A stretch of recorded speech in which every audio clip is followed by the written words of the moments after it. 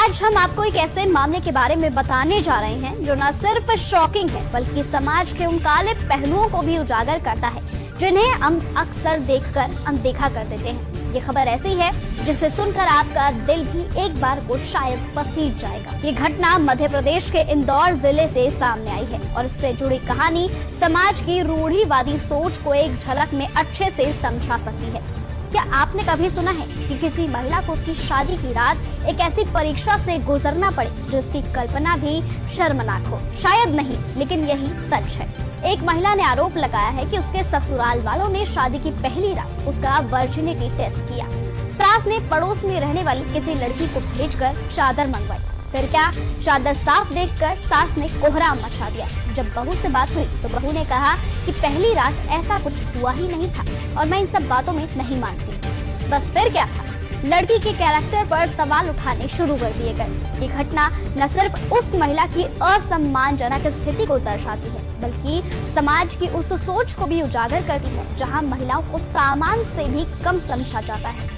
सुहागरात का दिन जो शादीशुदा जीवन की शुरुआत का एक खुशनुमा पल होना चाहिए, उस महिला के लिए सबसे शर्मनाक पल बन गया था। और उसके बाद ये सिलसिला यहीं नहीं रुका। महिला ने दावा किया कि उसे दहेज के लिए लगातार प्रताड़ित भी किया जाता था। गर्भावस्था के दौरान भी उसे 3 महीने में गर्भपात और बाद में मृत बच्ची को जन्म देने जैसी समस्याओं का सामना भी उसे करना पड़ा। वर्तमान में पीड़िता एक बच्चे की मां है। ये एक ऐसी सच्ची कहानी है जो आज भी लाखों महिलाओं की जिंदगी का हिस्सा है, लेकिन इस बार महिला ने चुप रहकर सहने की बजाय आवाज उठाई और पुलिस में शिकायत दर्ज करा दी। पुलिस ने तुरंत मामला दर्ज कर लिया और जांच करनी शुरू कर दी है। ये मामला केवल एक महिला का नहीं है बल्कि एक ऐसे समाज का है जो इन कुरीतियों को नजरअंदाज करता रहता है। हमें ये सवाल खुद से पूछने की जरूरत है कि क्या हम वाकई अपने समाज को बदलने के लिए तैयार हैं? क्या हमें महिलाओं के अधिकारों और सम्मान के लिए खड़ा होना चाहिए? इस केस ने एक बार फिर से ये सवाल खड़ा कर दिया है कि क्या हमें महिलाओं के सम्मान की कीमत पर किसी परंपरा को मान्यता देनी चाहिए? आप इस बारे में क्या सोचते हैं? क्या अब समय नहीं आ गया है कि हम ऐसी घटनाओं के खिलाफ खड़े हों और इस तरह की मानसिकता को खत्म करें? आप इस बारे में क्या सोचते हैं? हमें फिलहाल कमेंट सेक्शन में अपनी राय जरूर।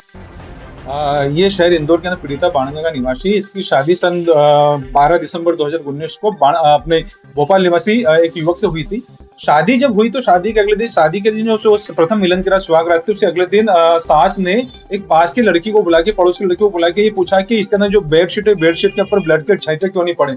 इस पर जब पीड़िता ने बोला कि पति से मेरे किसी प्रकार के संबंध नहीं बने, इस कारण से ये नहीं बने, वहां करते हुए इन्होंने इसकी वर्जिनिटी को चैलेंज करा और वर्जिनिटी को चैलेंज करके साथ में आए दिन शारीरिक मानसिक प्रताड़ना कायद करके 2 लाख रुपए की दहेज की मांग करने लगे। इसी दौरान बच्ची प्रेग्नेंट हुई तो इसका 3 महीने का मिसकैरेज हो गया। फिर एक बार 9 महीने 9 दिन की बच्ची को जन्म दिया, जिसको लेकर भी उसकी भी सांसें थमने से उसकी भी एक्सपायर एम्ब्रायो में वो बच्ची मृत हो गई।